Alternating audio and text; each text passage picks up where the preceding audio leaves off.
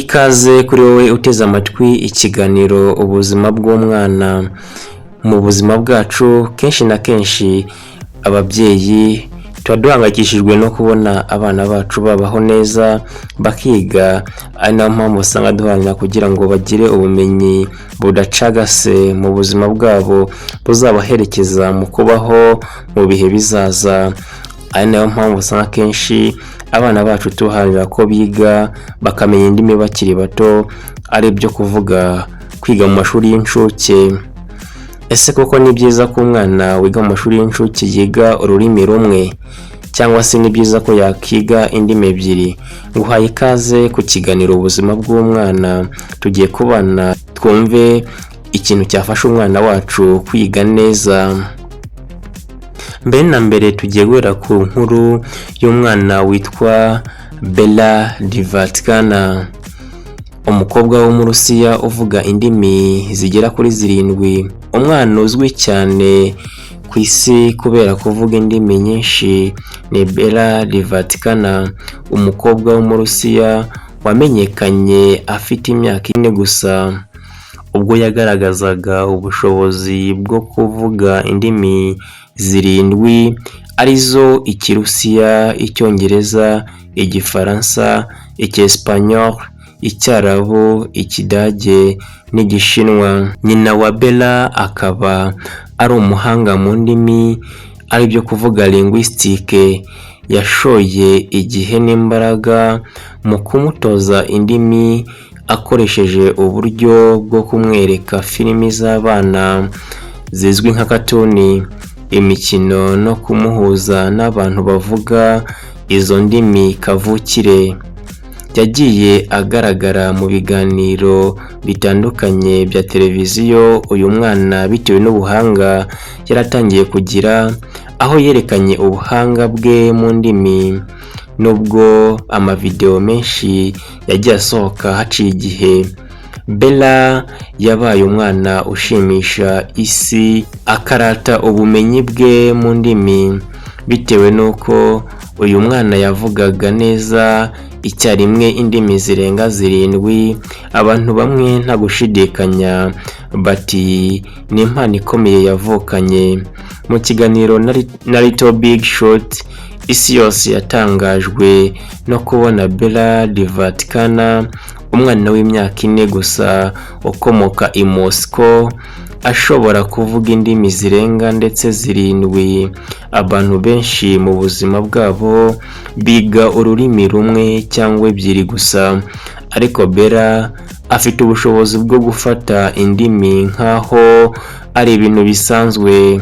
So gushobora indimi gusa, ahubwo n'ubutwari afite buratangaje cyane ku mwana muto nkawe, umwana udaterwa ubwoba no kwicara imbere y'imbaga hamwe n'amakamera amwerekeyeho kugira ngo isi yose imubone yishimye kandi yerekana ubushobozi afite bwo kuvuga indimi adaterwa.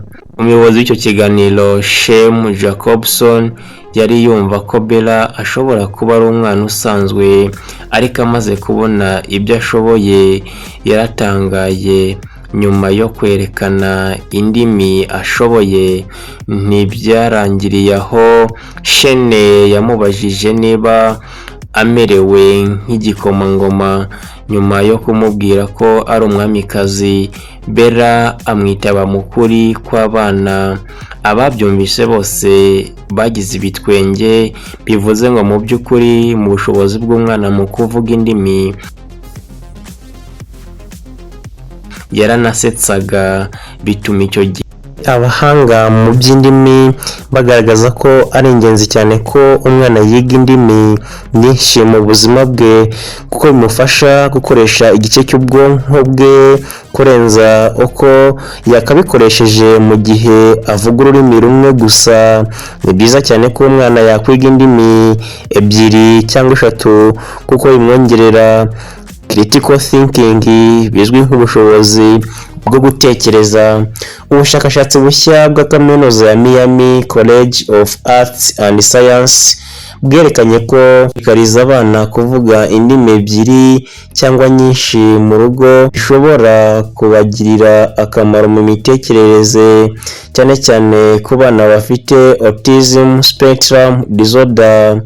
Itsinda ry'abashakashatsi bayobowe na Celia Romero, umunyeshuri wigaga clinical psychology afatanyije na Associative Professor Rini Berry, Professor Michael Alessandri n'umuhanga wahoze muri iyo kaminuza Lucina Yudini, ryasuzumye uruhare rwa bilinguism ku bana 112 harimo abari bafite autism n'abandi basanzwe. Abasuzumweho bari mu kigero cy'imyaka 7 kugera kuri 12 basanzwemo ko abana bavuga indimi ebyiri cyangwa nyinshi bagira ubushobozi bukomeye mu mitekerereze yitwa executive functioning, ari byo kuvuga ubushobozi bwo kugenzura amarangamutima no guhinduranya imirimo itandukanye byoroshye ugereranyije n'abana bavuga ururimi rumwe gusa.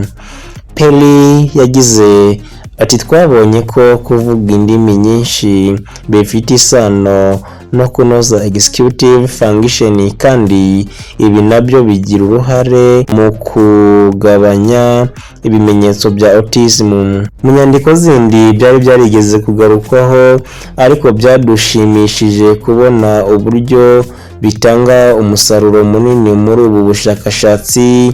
Ibi byasohotse mu kinyamakuru Autism Research kandi bifite agaciro kanini cyane kuko executive functioning ari kimwe mu bibazo bikomeye abana bafite autism bahura nabyo, nyamara ari ingenzi ku mwana wese kugira ngo atsinde mu ishuri no mu buzima bw'akazi. Ariko kandi inyungu z'indimi nyinshi ntizigarukira ku bana bafite autism gusa. Autism ikunze kugaragaraho ibimenyetso nk'ibibazo mu mibanire no mu itumanaho, imyitwarire isubirwamo kenshi ndetse n'imbogamizi mu mitekerereze ifasha gutegura, kwibuka amabwiriza no gukora imirimo myinshi icyarimwe.